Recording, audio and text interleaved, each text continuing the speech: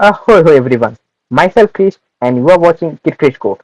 तो अगर आपने हमारा प्रीवियस वीडियो नहीं देखा है तो प्लीज इस प्लेलिस्ट का प्रीवियस वीडियो जरूर देख लीजिए, क्योंकि वहां हमने डिस्कस किया कि इस प्रोजेक्ट पे हम कौन से लाइब्रेरीज का यूज करेंगे, कौन सा डेटा, कौन सा फोल्डर कहाँ होगा, क्या क्या काम करेगा, वो हम पूरा डिटेल पे डिस्कस कर चुके हैं।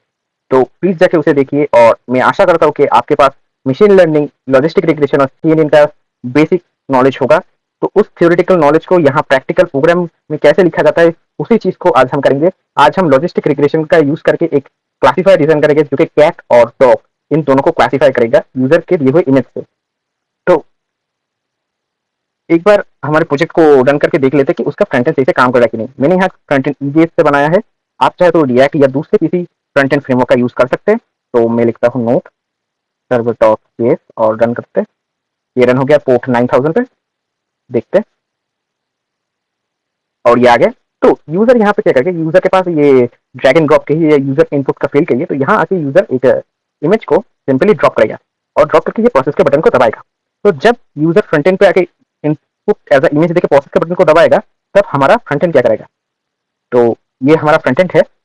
तो फ्रंट एंड पे आके जैसे यूजर इस प्रोसेस के बटन को दबाता है, एक प्रोसेस नामक फंक्शन रन होगा, जो कि ये प्रोसेस फंक्शन है। ये क्या करेगा, यूजर के दिए हुए उस इनपुट इमेज को एज अ डेटा कन्वर्ट करेगा। इमेज डेटा जो कि हमें पता है डेटा डॉट इमेज स्लैश करके आता है, तो उस डेटा को हमारे बैकेंड नोड तक भेजेगा और वो क्या करेगा, वो प्रोसेस नामक राउट पे भेजेगा। तो हमें क्या करना है, हमें सर्वर पे रिटर्न आना है और हमें एक राउट बनाना है प्रोसेस नाम से। तो उस राउट के अंदर हमें वो इमेज एक्सेप्ट करना है।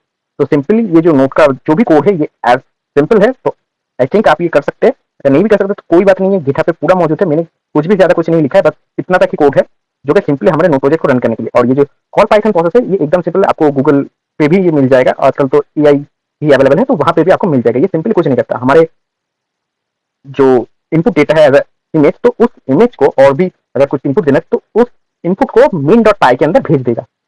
सिंपली मेन डॉट पाई के अंदर भेज देगा और मेन डॉट पाई जो भी हमें रिटर्न करेगा वो हमारे उस राउट तक पहुंचा देगा जहां से हमने इसे कॉल किया होगा। तो हम एक बना लेते हैं राउट प्रोसेस नाम से, जो प्रोसेस हमारे यहाँ पे मौजूद है, और उसके बाद हम उसमें इमेज इनपुट ले लेते हैं। तो मैं सिंपली यहाँ पे लिखता हूँ आप डॉट पोस्ट। आप ऐप डॉट गेट मत लिख दीजिएगा, क्योंकि हमने यहाँ पे सिंपली पोस्ट किया है। यहाँ पे आप देख सकते हैं हमने पोस्ट किया है। तो हम मल्टर का यूज करेंगे एक सिंगल सिंगल फाइल पर इनपुट लेने के लिए, क्योंकि ऐसा भी हो सकता है कि यूजर मल्टीपल फाइल्स भेज, तो हमें वो जरूरत नहीं पड़ेगी। प्रोसेस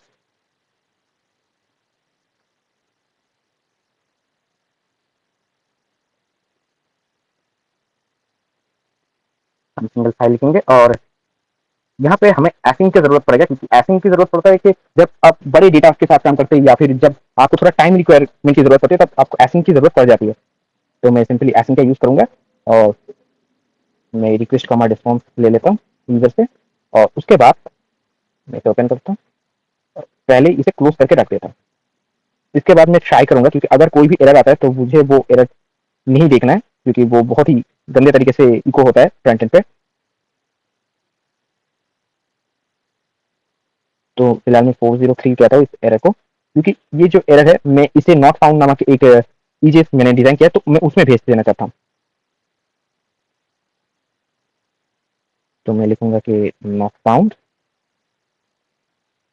एक जेसन क्रिएट होगा एरर नाम से। तो यहाँ पे मैं एरर कोड देता हूँ 403 और एक मैसेज आएगा जो कि यूजर को पता चलेगा कि कौन सा एरर आया। तो वो एरर है ये fail to process most recent task फिर कहेगा कि ट्राई अगेन। तो यही एरर आएगा। तो अब करते हैं एक्चुअल वर्क। तो सिंपली मैं यहाँ पे दो चीज भेजूंगा। अच्छा, सिंपली यूजर ने एक ही चीज भेजा है, वो है इमेज। कोई बात नहीं, तो हमारे पास सिर्फ इमेज है, इमेज का एक्सटेंशन मैटर नहीं करता, तो हम बाय डिफॉल्ट पीएनजी पे ले लेते हैं, क्योंकि जो भी इमेज होगा वो अगर जेपीजी पे हो या जेपीजी जिस फॉर्मेट पे भी हो, वो पीएनजी पे हम कन्वर्ट कर लेंगे। पीएनजी पे फायदा ये होगा कि वो आरजीबी पे काम करता है, तो हमारे पास ए नामक जो एट्रीब्यूट होगा इमेज का, वो भी हमारे पास मौजूद होगा पीएनजी पे। तो हम डिफॉल्ट एक्सटेंशन जो भी है हम कहते हैं कि वो पीएनजी होगा।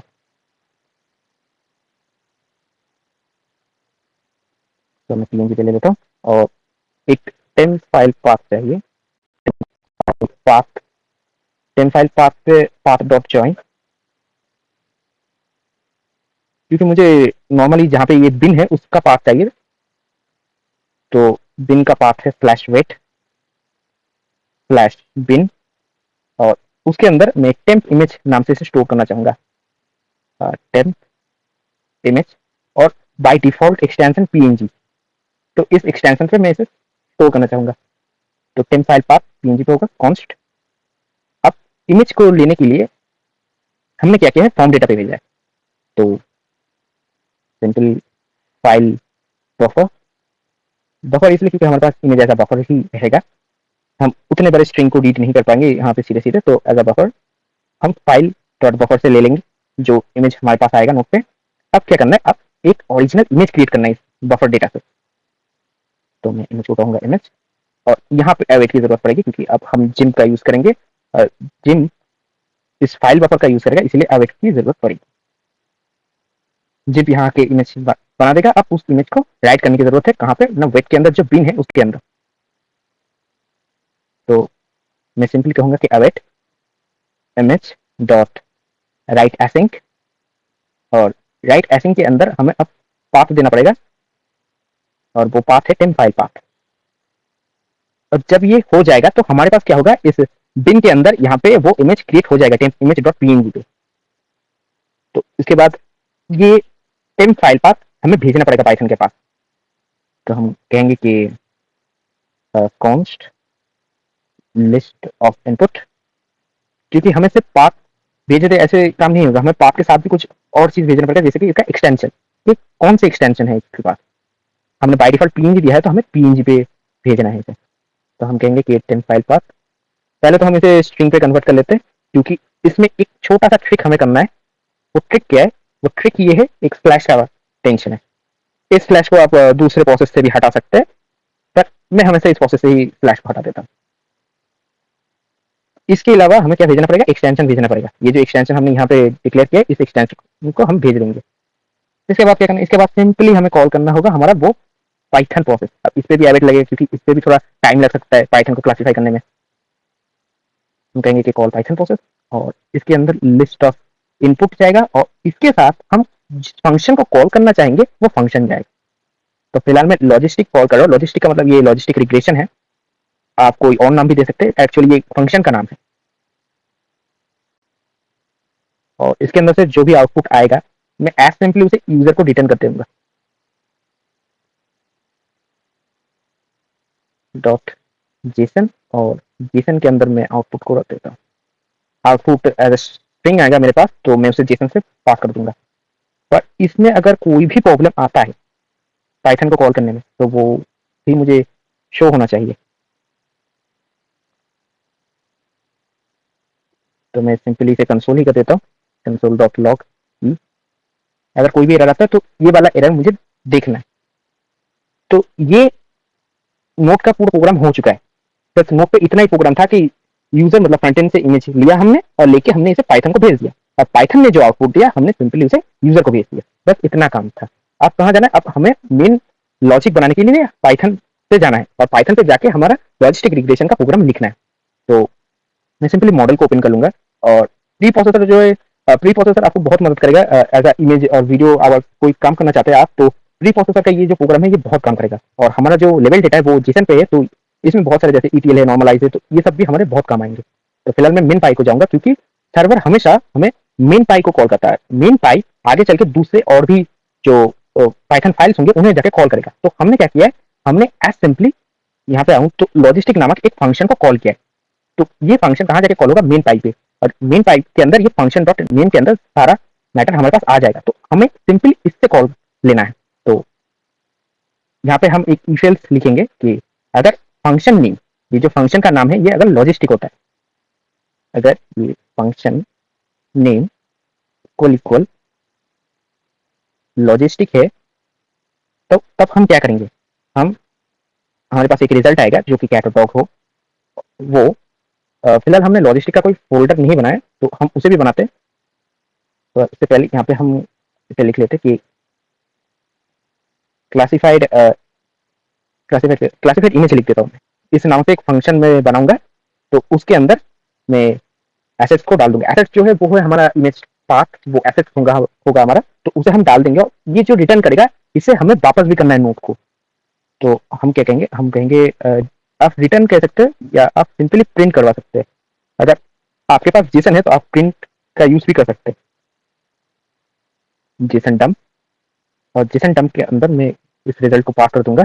अगर ये लॉजिस्टिक नामक फंक्शन नहीं मिला, कुछ और ही फंक्शन आ गया, तो वो एल्स से आ जाएगा और एल्स हमें कहेगा कि प्रिंट फंक्शन के बाद ये function name is not found, या आप कुछ और भी लिख सकते हैं, मैं सिर्फ इतना ही लिख रहा हूँ। तो ये लॉजिस्टिक एक्चुअल पे हमें इंपोर्ट करना पड़ेगा, यहाँ पे नहीं है, हम वो लिखेंगे।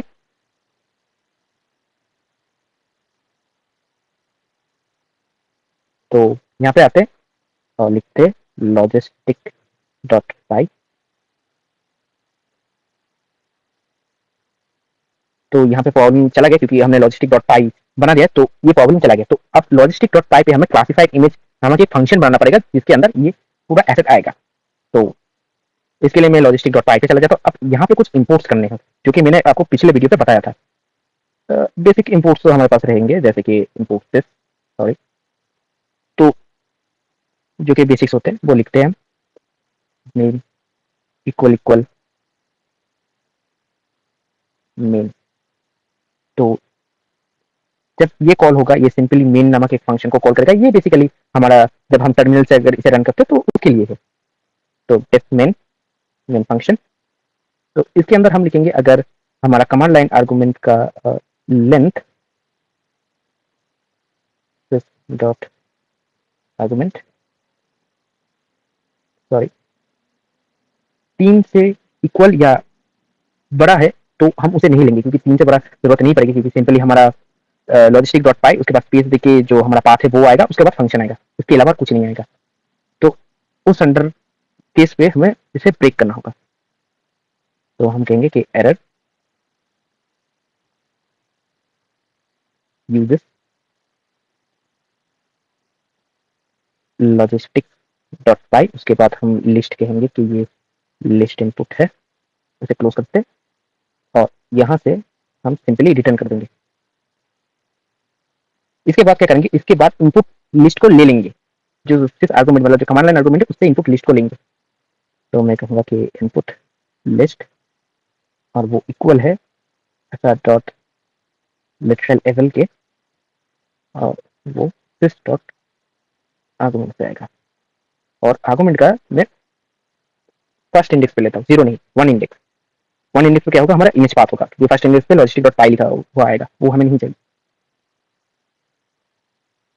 तो इमेज पाथ मैं इसे स्ट्रिंग पे कन्वर्ट कर लूंगा, इनपुट लिस्ट का फर्स्ट, क्योंकि जब लिस्ट पे आएगा तो फर्स्ट इंडेक्स ही हमारा पाथ होगा, तो उसे ही हम लेंगे एज ए स्ट्रिंग लेंगे। तो जब इतना काम हो जाएगा, अब काम आएगा हमारा प्री प्रोसेसर का। प्री प्रोसेसर मतलब ये वाला प्री प्रोसेसर। इस प्री प्रोसेसर से हम चेक करेंगे कि जो इमेज हमारे पास आया है वो एक्चुअल पे कोई इमेज है या कुछ और ही है। तो उसे हम एक बार टेस्ट करेंगे कि ये इमेज पाथ कहता है कि ट्रू है, तो हम बिना रोक टोक के उसे जाने देंगे आगे। तो आउटपुट इक्वल मैं कहूँगा कि एक मिनट में जरा देख लेता कौन सा नाम दिया था मैंने नाम दिया था क्लासिफाइड इमेज। तो इसी नाम से हमें फंक्शन बनाना है, स्पेलिंग गलत नहीं होना चाहिए वरना ये काफी एरर देता है। तो इनपुट लिस्ट को हम भेज देंगे इसके अंदर, और ये जो आउटपुट मतलब जो रिटर्न करेगा उसे हम भेज देंगे मेन की ओर, और मेन उसे नोट पे भेज देगा। तो ये हो गया। तो यहाँ पे आके हम क्या करेंगे, हम इसे बनाएंगे कि क्लासिफाइड इमेज के अंदर हम इनपुट ले सकते हैं, या मैं इस बार इमेज कहूंगा क्योंकि अब ये इनपुट नहीं रहा, अब ये इमेज पाथ बन चुका है। बस यहाँ पे मैंने इनपुट लिस्ट लिखा है, यहाँ पे भी इमेज पाथ ही होगा। तो अब जब आ गए तो इमेज पाथ पे एक छोटा सा प्रोसेस होता है, तो वो प्रोसेस कर लेते हैं, उसके बाद हम प्रोग्राम लिखते हैं। तो ये काम कर दिया है, तो इसके साथ मैंने एक वेट लिखा है। तो वेट नामक का जो वेरिएबल है वो हमारे वेट फाइल का जो पाथ है वो अपने अंदर रख रहा है। इसके बाद हमारा मेन काम जो आएगा वो है हमारे मॉडल को ट्रेन और उसके बाद उसका टेस्ट करना। तो उसके लिए सिंपली में एक्स ट्रेन और वाई ट्रेन का यूज करूंगा, बट उसमें एक छोटा सा ट्विस्ट होगा, वो होगा एक्स ट्रेन और एक्स टेस्ट के साथ। मतलब हम सिंपली दो यहाँ पे ब्लॉक क्लिक करेंगे, एक L1 से एक L2 से। ये क्यों करेंगे ये आगे चल के पता चलेगा जब हम क्लासीफायर को लिखेंगे, जब हम मेन क्या कहूँ मतलब मेन ट्रेन मॉडल लिखेंगे तो उस टाइम पे हमें ये पता चलेगा हम क्यों कर रहे हैं। तो फिलहाल आप इसे लिखिए, मेरे साथ ही लिखिए, तब आपको बेहतरीन तरीके से पता चलेगा। ट्रेन L1 और इसके साथ मैं एक और चीज करूंगा, वो हो X2 लिखने की जरूरत नहीं है जबकि मैं L1 L2 कर रहा हूँ। तो टेस्ट L1 उसके बाद मैं लिखूंगा कि वाई ट्रेन करेंगे हम, वाई ट्रेन भी L1 का ही होगा। उसके बाद वाई टेस्टिंग डेटा L1 का। तो ये काम हो गया। अब इसके बाद हमें L2 के लिए करना पड़ेगा। L1 के लिए ये हो गया, अब L2 के लिए करते हैं। तो हम कुछ नहीं करेंगे, हम बस इसे कॉपी कर लेंगे और L1 की जगह L2 लिख देंगे। हमने L2 लिख दिया। तो अब ये L1 L2 का प्रॉब्लम हो गया, तो अब ये कहाँ से आएगा, क्योंकि हमें ये तो देना पड़ेगा ना। तो ये प्री प्रोसेसर से आएगा, पर इस बार ये प्री प्रोसेसर इसका नहीं होगा, साइकिल का प्री प्रोसेसर होगा। तो ये वाला प्री प्रोसेसर नहीं, ये मुझे पता था ये वाला प्री प्रोसेसर ये सजेस्ट करेगा, तो ये वाला नहीं, क्योंकि ये प्री प्रोसेसर डेटा क्या मैंने कोई स्पेलिंग गलत लिखा है नहीं, तो अभी तक इसे समझ में नहीं आया। तो हम करेंगे स्टार, क्योंकि स्टार से हम इसके एक्चुअल पाथ नहीं देंगे, हम जो डेटा है हमारे डिवाइस के अंदर तो उसका पाथ हम इसे देंगे, क्योंकि ये एक से ज्यादा आर्गुमेंट पे भी आ सकते हैं। तो एमएच ये जो मैं लिख रहा हूँ ये एक्चुअल पे एक फंक्शन है जो कि आगे हम लिखने वाले हैं, तो इसी को हम यहाँ रेफरेंस दे रहे हैं, लेवल। उसके बाद इसके अंदर मैं वेट फोल्डर को डाल दूंगा। मैंने वेट लिखा है या वेट फोल्डर लिखा है, मैंने वेट लिखा है, तो मैं उस वेट को यहाँ पे डाल दूंगा। आप चाहे तो इस को वेट फोल्डर भी लिख सकते हैं, पर मैंने यहाँ पे वेट लिखा है। अब ये तो आ गया X1 X2 पे। अब जो है आप मैं जो प्रोग्राम लिखूंगा ये होगा हमारे मॉडल की एक्यूरेसी के लिए, वरना ये वाला प्रोग्राम लिखने की कोई जरूरत नहीं पड़ती है। मॉडल L1 मैं कहूंगा कि ट्रेन मॉडल, हमने ट्रेन मॉडल अभी तक बनाया भी नहीं है, फिर भी मैं उसे कॉल करूंगा एज अ रेफरेंस, क्योंकि जब हम उसे बना लेंगे तो ये ऑटोमेटिकली आ जाएगा। ये एक्स ट्रेन L1 होगा। उसके बाद वाई ट्रेन का भी L1 ही हम लेंगे। अब मॉडल 2 की बारी, तो मॉडल 2 पे क्या होगा, सेम चीज, ट्रेन द मॉडल। इसमें हम हर एक चीज का L2 लेंगे, मतलब एक्स ट्रेन का L2 वाई ट्रेन का भी L2। तो ये आ गया। तो इसके साथ साथ हमें प्रेडिक्शन का भी लेना पड़ेगा, क्योंकि ये तो ट्रेनिंग मॉडल है। अब इसके बाद जो इसने प्रेडिक्ट किया है उसे भी तो लेना पड़ेगा। तो हम कहेंगे प्रेडिक्ट L1। तो मॉडल L1 डॉट, इसमें एक प्रेडिक्ट नाम का फंक्शन क्रिएट होता है, टेस्ट L1। उसके बाद जो एक्यूरेसी है हमें उसे भी स्टोर करना पड़ेगा। हम कहेंगे कि accuracy of L1 equal to accuracy score. Accuracy score के अंदर हम भेजेंगे वाई टेस्ट को और वाई प्रेडिक्ट को। तो ये सिंपल आ गया। अब यही सेम काम हम करेंगे Y2 के लिए। तो इसे मैं कॉपी करूंगा, यहाँ पे पेस्ट कर दूंगा। जहां जहां पे L1 है वहां वहां पे L2 हो जाएगा। तो ये आ गया। अब प्री प्रोसेसर यूज करेंगे, और प्री प्रोसेसर के अंदर जेसन लॉग नामक एक फंक्शन है, तो उस फंक्शन को कॉल करेंगे और उसके अंदर एज अ स्ट्रिंग ही हर चीज जाती है। तो मैं कहूंगा कि एक्यूरेसी L1 कमा एक्यूरेसी L2, हमें दोनों मॉडल का जो एक्यूरेसी है वो चेक करना है। यहाँ पे कोई वन मॉडल क्रिएट नहीं है, यहाँ पे दो मॉडल क्रिएट हो रहा है। एक मॉडल चेक कर रहा है कि वो कैट है कि नहीं, दूसरा मॉडल चेक कर रहा है कि वो डॉग है कि नहीं। फिर उन दोनों मॉडल को एक साथ ला रहे और देख रहे कि वो कैट या डॉग दोनों में से कौन है, या वो दोनों में से ही कोई नहीं है, मतलब वो अदर वाला क्राइटेरिया है। तो उसे भी हम यहाँ पे चेक करेंगे।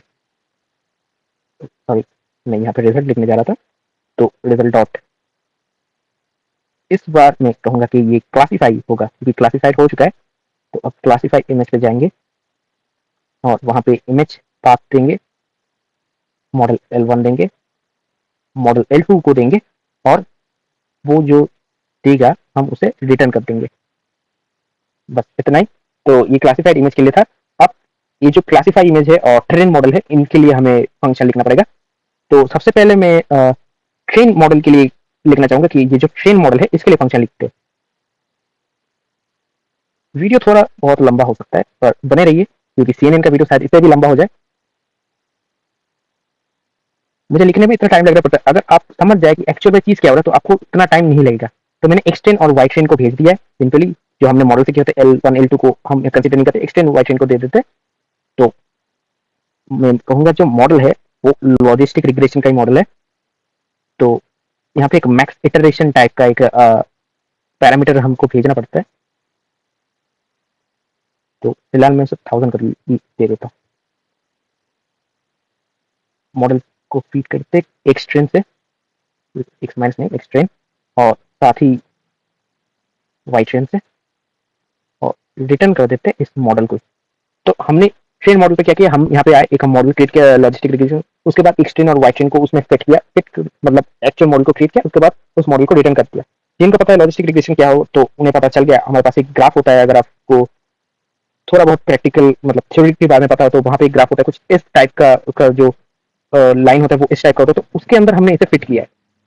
अगर आप विजुअलाइज करेंगे उसे तो हमने उस लाइन के अंदर उसे फिट कर दिया है इस एक्स और वाई को। तो अब जब ये मॉडल क्रिएट हो चुका है तो अब हम क्लासीफाई इमेज को बनाते हैं। मैं क्लासीफाई इमेज को ऊपर या नीचे कहीं भी बना सकता हूँ, उसमें फर्क नहीं पड़ता है, मैं नीचे ही बना देता हूँ। मैंने स्केलिंग टूल किया।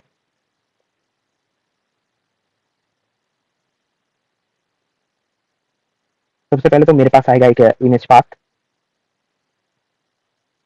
उसके पास हम एक मॉडल L1 भेज सकते हैं। मैं ये L1 L2 ही भेज देता हूँ, मैं मॉडल 1 2 3 ऐसा कुछ नहीं लिखना चाहता, मैं ये L1 L2 ही भेज देता हूँ। तो मैंने ये भेज दिया। अब यूजर के दिए हुए इमेज को हमें एडिट करना है, एडिट करने के बाद उसे रिसाइज करना है, क्योंकि यूजर जो है वो एक इस साइज का इमेज दे सकता है, एक और बड़ा साइज का इमेज दे सकता है, एक छोटा साइज का इमेज दे सकता है, वो कुछ भी दे सकता है। तो यूजर कुछ भी दे और हम कुछ भी तो नहीं ले सकते, हमारे पास कुछ बाउंडेशंस होती है, तो हम उसे रिसाइज कर लेंगे। तो रिसाइज करने से पहले हमें उसे रीड तो करना पड़ेगा, तो हम CV2 का यूज करेंगे उसे रीड करने के लिए। मैं कहूंगा कि इससे ग्रे स्केल पे रीड करो, इसे रिसाइज करेंगे।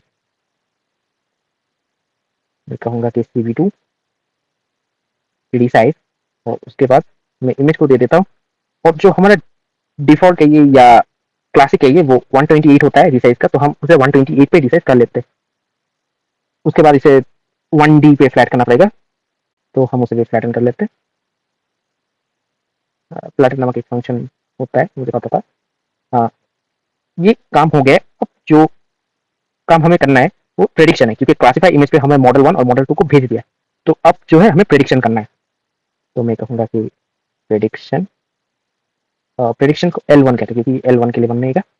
मैं कहूँगा मॉडल L1 डॉट प्रेडिक्ट, और कहूँगा इमेज। यहाँ पे ऐसे इमेज ना लिख के बॉक्स बेसल्स के अंदर इमेज लिखूंगा तो ये बेहतर आएगा। और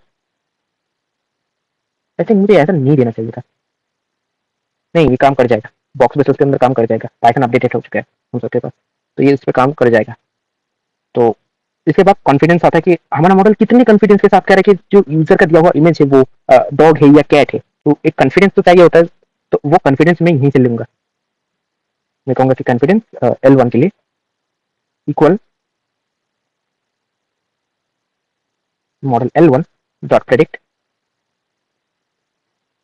उसके बाद इसमें प्रोब या प्रोब नामक एक प्रोबा था, आई थिंक प्रोबा नामक एक फंक्शन है। तो उसके अंदर मैं कहूंगा कि इमेज या 0, तो उस इमेज का जो लेवल है तो उस लेवल को हमें यहाँ पे प्रेडिक्शन पे देगा, और वो प्रेडिक्शन मतलब वो लेवल अगर कैट या डॉग होगा तो वो कितना परसेंटेज है वो कॉन्फिडेंस पे आ जाएगा। तो सेम चीज हम करेंगे L2 के लिए भी।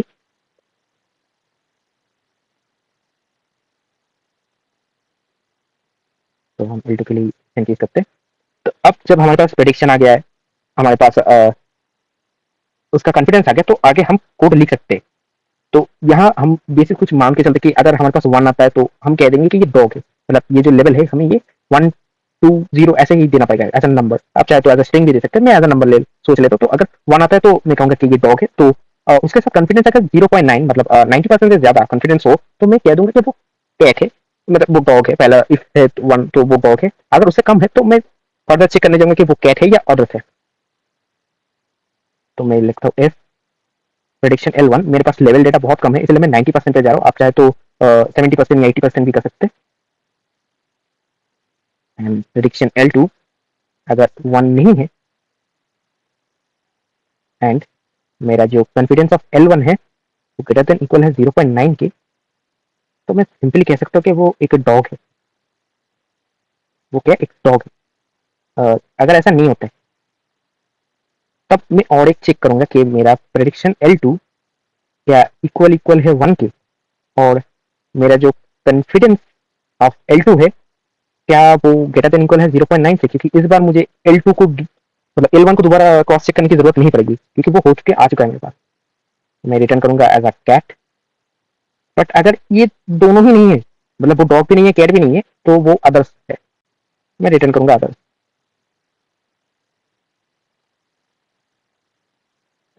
तो ये काम हो गया, मतलब क्लासीफाई इमेज का काम हो गया, वो कैट या डॉग रिटर्न कर देगा और वो जाके मीन फाइल को रिटर्न कर देगा। बट एक और काम हमारे यहाँ पे बाकी है, वो ये वाला जो मैं बता रहा था कि लोड इमेज एंड लेवल, क्योंकि जो डेटा हमारे पास पड़ा है वो डॉग के ये कैट के ये वो इस मीटा जेसन के अंदर पड़ा है, ये नेम पार्ट ये लेवल्स यहाँ पे पड़े हैं, तो इनको लेना पड़ेगा हमें, और इन पार्ट से हमें इमेज को लेना पड़ेगा मॉडल को ट्रेनिंग देने के लिए, टेस्टिंग करने के लिए, यहाँ से हम ले लेते हैं। तो मैं कहता हूँ कि डेफ जो भी फंक्शंस का नाम पहले डिसाइड किया था अब मैं वही नाम दूंगा। तो इसके अंदर हमारे पास वेट फोल्डर का पाथ आ जाएगा। तो उस फोल्डर को हम ओपन करेंगे। सबसे पहले ओपन करने के बाद हम दो एरे रिटर्न करेंगे, एक इमेज का एक लेवल का। तो इमेज लेके हम उसे नंपाई एरे पे कन्वर्ट करेंगे और वो एरे हम देंगे, वो लेवल्स का भी सेम ही होगा। तो मैं कहता हूँ कि इमेजेस, उसके बाद लेवल कहता हूँ मैं। तो सबसे पहले मुझे इस फोल्डर के अंदर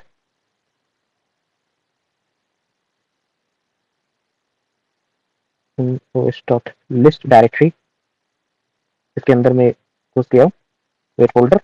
तो इस फोल्डर का एक्सेस आ गया पाइथन के पास। तो मैं ये कहता हूँ कि फोल्डर पाथ जो है वो लिस्ट डायरेक्टरी फोल्डर कमा फोल्डर का नाम है, और मीटा फाइल उसी के अंदर मौजूद है। तो मैं कहूंगा कि OS path, sorry folder name नहीं, इस बार फोल्डर पाथ होगा हमारे पास। और उसके बाद मीटा डॉट जेसन नाम का फाइल होगा, क्योंकि हर डॉग या कैट जो भी वेट चाहिए उसके अंदर हमने मीटा डॉट जेसन नाम की एक फाइल बना लिया था। तो उस फाइल को हमें ओपन करना है क्योंकि उसी के पास सारा डेटा मौजूद है। तो ओएस पाथ एग्जिस्ट मीटा फाइल, क्योंकि ऐसा भी हो सकता है कि मीटा फाइल डिलीट हो गया। तो विथ ओपन, या ऐसा भी हो सकता है कि मीटा जेसन की जगह किसी और नाम से मैंने सेव किया, तो वो एरर भी यहाँ पे पकड़ा जाएगा। तो मैं कहूँगा कि उसे ओपन करो मीटा फाइल को। मैं रीड मोड पे ओपन करता हूँ, मैं एपेंड पे ओपन नहीं करूंगा, मैं रीड पे ओपन करता हूँ एज फाइल, कहूँगा data Jason dot load file. तो डेटा के पास हमारा फाइल आ गया। अब हम चलेंगे फॉर हर एक एंट्री के लिए जो डेटा के अंदर है हम इमेज पाथ पे ले लेंगे। तो डॉट पाथ डॉट ज्वाइन करेंगे जो फोल्डर का ये वाला पाथ है उसके साथ एंट्री पाथ को, क्योंकि एंट्री के अंदर हमने यहाँ पाथ नामक लेवल पे बनाया ये पाथ PATH। तो इस पाथ को हम इसमें ओपन करेंगे और उसे इमेज पाथ पे डालेंगे, क्योंकि ये वाला जो इमेज पाथ है वो हमारा लेवल डेटा का इमेज पाथ है। तो लेवल डेटा को भी हमें दोबारा से रिसाइज करना पड़ेगा, जैसे कि हमने यूजर के दिए हुए इमेज को रिसाइज किया था। तो लेवल डेटा को भी हमें रिसाइज करना पड़ेगा। तो सिंपली उसे भी रिसाइज कर लेते हैं। हाँ, तो हमने यहाँ पे इमेज को रिसाइज कर लिया। तो इसके बाद जो भी हमारे पास आया इस इमेज नामक जो एरे हमने क्रिएट किया था उसके अंदर हम अपेंड कर देते हैं, क्योंकि ये जो सिंपल इमेज है ये तो नंपाई पे ही कन्वर्ट हो जाएगा। CV2 जब इसे रीड करेगा तो ये नंपाई हो जाएगा। तो हम सिंपली इसे अपेंड कर देते हैं इमेज नाम से, और इसके बाद हम लेवल को भी इसके अंदर अपेंड करेंगे। मैं लेवल्स कह देता हूँ क्योंकि यहाँ एक से ज्यादा लेवल्स होंगे तो लेवल होगा। मैं यहाँ पे अपेंड करूंगा और यहाँ पे फोल्डर नेम से अपेंड करूंगा लेवल्स पे, क्योंकि फोल्डर नेम हमारे पास सिंपली डॉग या कैट है, तो अगर मैं फोल्डर नेम से भी उसे अपेंड करूँ तो कोई रिस्क नहीं होगा। पर अगर आप नहीं चाहते कि फोल्डर नेम से हो, तो आप सिंपली यहाँ पे जो नेम हमने दिया है इस नेम का भी यूज कर सकते हैं। तो ये तो हो गया, आप इसे रिटर्न करना भी पड़ेगा। तो रिटर्न इस फॉर्म के साथ होगा कि मैं कहूंगा कि रिटर्न कर दो एनपी एरे इमेजेस। अब मैं ये वाला अप्रोच इसलिए कर रहा हूँ क्योंकि मुझे 1D पे चाहिए भाई, इसीलिए मैं ऐसा कर रहा हूँ। तो ये चीज अब रिटर्न हो जाएगा, ठीक है। तो इसके बाद एक और चीज हमें करना है इस पे, तो यहाँ पे तो वो चीज हम यहाँ पे करते हैं और उसके बाद देखते हैं कि ये वाला जो मॉडल हमने बनाया काम कर रहा है कि नहीं। तो चलो देखते हैं। तो हमने सिंपली यहाँ पे जो छोटा सा प्रॉब्लम था उसे फिक्स कर लिया। तो अब चल के प्री प्रोसेसर डेटा का जो फंक्शन है हम उसे नोट डाउन करते हैं। तो वो फंक्शन में इसके नीचे ही करता हूँ। आप चाहे तो ऊपर भी कहीं पे भी कर सकते हैं, मैं यहाँ पे कर देता हूँ। बाकी इसे चेंज कर लेंगे, जो मैंने लिखा है उसे यहाँ से लेते। तो इसके अंदर दो चीज आएगी, पहला तो मेरा इमेजेस आएगा और दूसरा जो है वो मेरा लेवल आएगा। लेवल्स आएंगे, एक नहीं बहुत सारे लेवल आएंगे मेरे पास। तो अब जो करना है, अब लेवल L1 उससे सॉरी एनपी एरे के अंदर लोड करना है। अब एनपी एरे के अंदर अगर मेरा लेवल डॉग होता है तो मैं इसे 1 कहूंगा, अगर डॉग नहीं होता है तो मैं इसे 0 कहूंगा। और वो चीज, हाँ वो चीज यहाँ पे आप समझ सकते हैं कि मैंने L1 को मतलब डॉग हुआ तो 1 कहूंगा, तो इसीलिए प्रेडिक्शन L1 1 हुआ तो डॉग के लिए आएगा। तो वही करते हैं, 1 F level equal equal dog.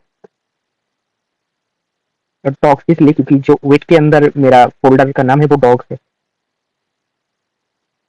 Else 0 और लेवल इन लेवल।